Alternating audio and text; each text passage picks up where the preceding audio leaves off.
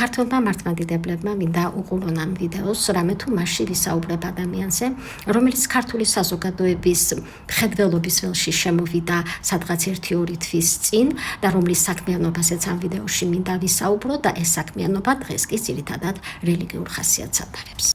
ეს ქალბატონი გვემუქრება, რომ ამა წლის იანვრის ბოლოს ჩამოვა საქართველოში და შეხვდება საქართველოს ხელისუფლების უმაღლესი ეშელონის წარმომადგენლებს და ასევე საპატრიარქოს წევრებს. ამ ქალბატონის სახელი ჩემზე უკეთიცით, ეს გახლავთ Kimberly Law და ამ ფოტოებზე იგი აღბეჭდილია ქართველ ემიგრანტებთან ერთად, რომელიც სენატორ მარკო რუბიოს კარებამდეც კი მიიყვანა.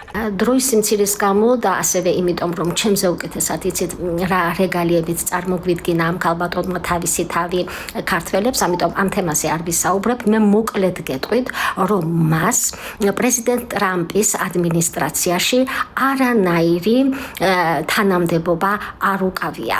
იგი გახლავთ ვირჯინიიდან, არის ფერმერი და ერთადერთი თანამდებობა, რაც მან მიიღო ბოლო პერიოდში, ეს გახლავთ მშვიდობის ელჩი ორგანიზაციისა, რომელზეც ეხლა მინდა გესაუბროთ.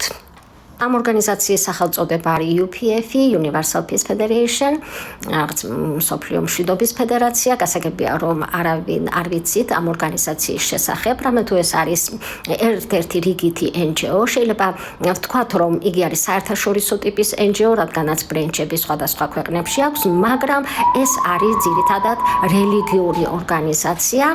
უფრო ზუსტად რომ ვთქვათ, ეს გახლავთ ეკლესია და ის რომ გავიგოთ სინამდვილეში რა რელიგიასთან და როგორ ეკლესიასთან გვაქვს საქმე, ამიტომ მინდა პირველ რიგში ვისაუბრო ამ ორგანიზაციის დამფუძნებელზე. ეს ბატონი გახლავთ დამფუძნებელი, სახელად Sun Myung Moon, იმედია სწორად გამოვთქვა მის სახელსა და გვარს. იგი საკუთარ თავს მესიად ასაღებდა და ამბობდა, რომ იგი იყო ქრისტეს მეორედ მოსვლა. ამ ადამიანის რელიგიურ შეხედულებებზე ბევრი საინტერესო რამის თქმა შეიძლება. დღეს მოკლედ ვიტყვი მხოლოდ, რომ იგი ქრისტეს მართალია თვლიდა ღვთაებრივ არსებად, მაგრამ ამავე დროს არ თვლიდა ღმერთად და ამისთვის ჰქონდა თავისი არგუმენტებიც. დაიბადა ჩრდილოეთ კორეაში, მერე გადავიდა საცხოვრებლად შტატებში. ორივე ქვეყანაში იყო დაპატიმრებული. შეერთებულ შტატებში სასჯელი მოიხადა საგადასახადო დარღვევების გამო. 40 წლის ასაკში ცოლად შეირთო არასრულწლოვანი გოგონა, ამაზე უფრო იმიტომ ვამახვილებ ყურადღებას, რომ სწორედ ამ ქორწინებიდან ყველაზე უმცროსი ვაჟი ხელმძღვანელობს დღეს ამ ორგანიზაციას. იგი 2012 წელს გარდაიცვალა. ამ დროისათვის მისი ქონება შეფასებული იყო დაახლოებით $1 მილიარდამდე, ნეტი 900 მილიონი იყო, უფრო ზუსტად.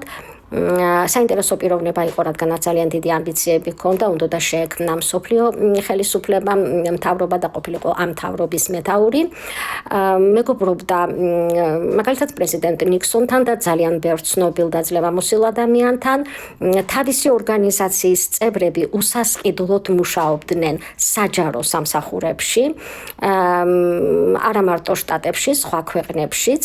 ამას სავარაუდოდ რაღაც გარკვეული დატვირთვა ჰქონდა. ზუსტად ასევე უსასყიდლოდ არის Kimberly Law ამ ორგანიზაციის ელჩი და გვიპირებს საქართველოში სტუმრობას და ჩვენი საპატრიარქოს წევრებთან შეხვედრას. ხელისუფლებაზე ვერაფერს ვერ ვიტყვი, ხელისუფლების რა დონის წარმომადგენლები შეხვდებიან მას საქართველოში, მაგრამ ვიმედოვნებ, რომ როგორც ყველა ინსტიტუციაში, საპატრიარქოშიც არიან განათლებული ადამიანები და მანამდე ვიდრე შეხვდებიან ქალბატონ Laws, ალბათ შეისწავლიან მის პიროვნებას და მერე მიიღებენ სწორ გადაწყვეტილებას. სულ ეს არასდროს მინდოდა მეთქვა.